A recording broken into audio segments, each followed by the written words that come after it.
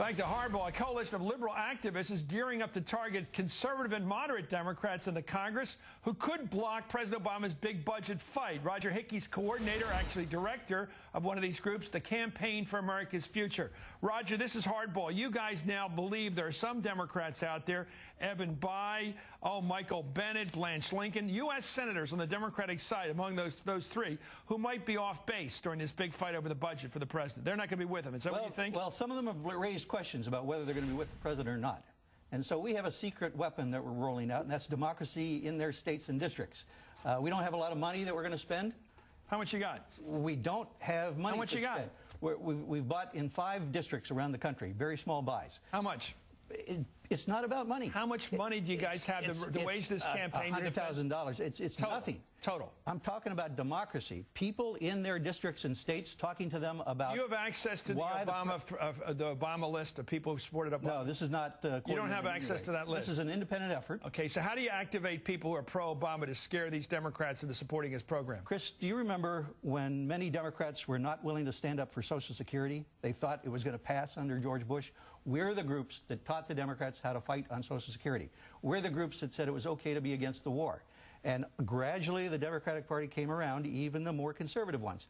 So that's what we're doing. We're using democracy, calling, knocking on doors, emailing. We're using the internet and the bloggers to send a message to members of Congress. Name some names. Who do you want to scare? Well, you know, we've got ads going. U.S. Action is running ads in Marion Barry's district, in Chet Edwards' district. That's in Arkansas.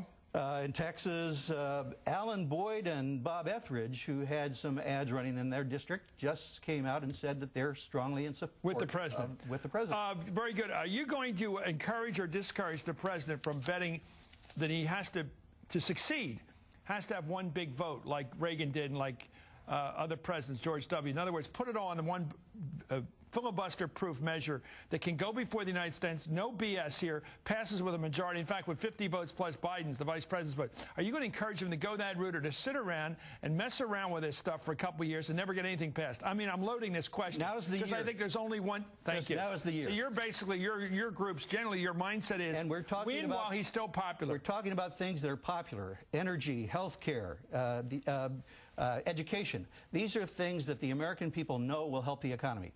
So put it on the line. This is the Green Party. This is the Democratic Party. They're green. They're for health care and they're for higher education. A 51% vote is what democracy means in the U.S. Senate. Why don't you start teaching that around Capitol Hill? That would be a great education.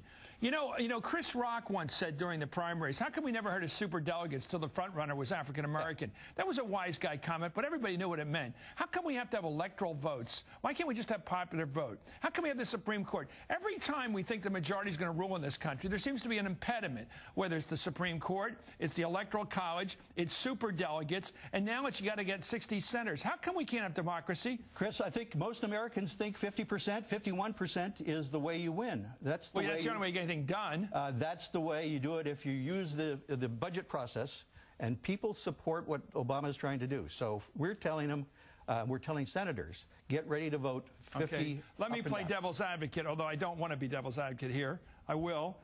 Aren't there truly people who identify themselves as moderate to conservative Democrats, and without them in the party coalition, you'd never get a majority? Aren't those people entitled to their yes, but attitude about certain things? Like Evan Bayh, who says yes, but he apparently doesn't want cap and trade on this. He doesn't want the energy piece in this. Chris, there's no doubt there's going to be some compromise, some give and take.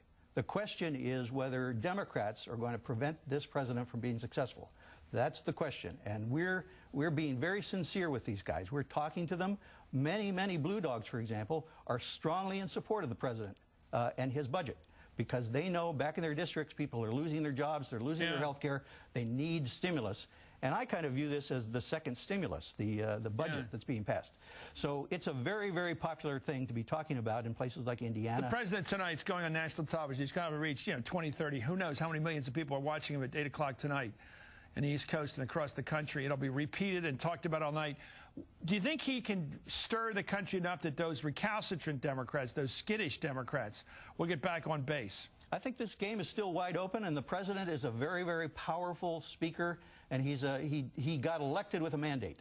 a mandate to move the What do you country do forward. for a living? Is this something you do for a living, this group called I run the Campaign for America's Future. and Yes. you're here in Washington. That's right. And how do you raise money? I'm just asking, I'm like Brian Lamb here, where do you go to high school? Because a lot of people want to know where this money comes from. You say you got $100,000 to splash around and scare these Democrats back into line again, right? I understand what you're doing. Yeah, but where do you get the money from? But Chris, the key is not money. But where do you get the $100K from? Normal sources, foundations, individuals. Name your big supporters.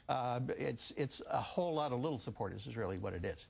We're like MoveOn.org. We get our money from average small donations. So our job is not to weigh in like the lobbyists do in the big money game.